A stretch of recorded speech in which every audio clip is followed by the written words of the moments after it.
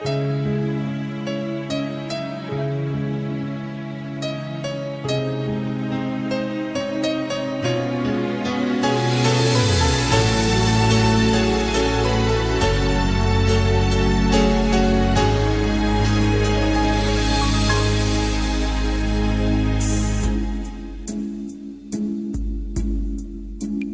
yêu như nắng, nắng đưa em về bên dòng suối mơ, nhẹ vương theo gió, gió mang câu thề xa rời chốn xưa.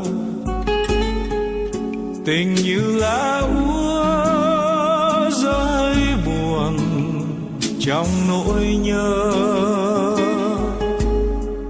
mưa vẫn mưa rơi, mây vẫn mây trôi, hắt hiu tình tôi. Người vui bên ấy, xót xa nơi này, thương hình dáng ai. Vòng tay tiếc nuối, bước chân âm thầm, nghe giọt nắng phai. Đời như sương khói mơ hồ trong bóng tôi. Em đã xa xôi, tôi vẫn chơi vơi riêng một góc trời. Người yêu dấu hỡi, khi mùa xuân vội qua chốn nơi đây, đã mơ say, bờ môi ướt mi cay, nay còn đâu.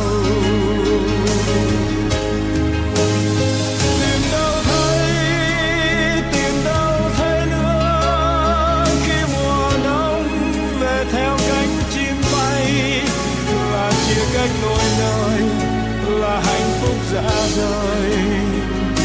Người ơi, một mai em nhé, có nhé thu về trên hàng lá khô. Ngàn sao lấp lánh hát câu mong chờ em về lối xưa. Hạ còn nắng ấm thấy lòng sao buốt giá, gọi tên em mãi trong cơn mê này, mình nhớ thương nhau. Người yêu dấu hỡi, khi mùa xuân vội qua chốn nơi đây, nụ hôn đã mơ say, bờ môi ướt mi cay, nay còn đâu.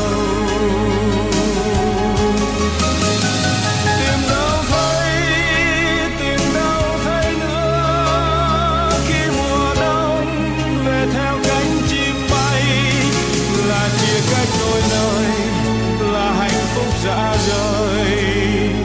Người ơi,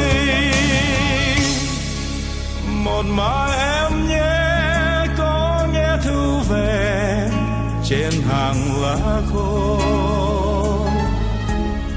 Ngàn sao lấp lánh hát câu mong chờ em về lối xưa.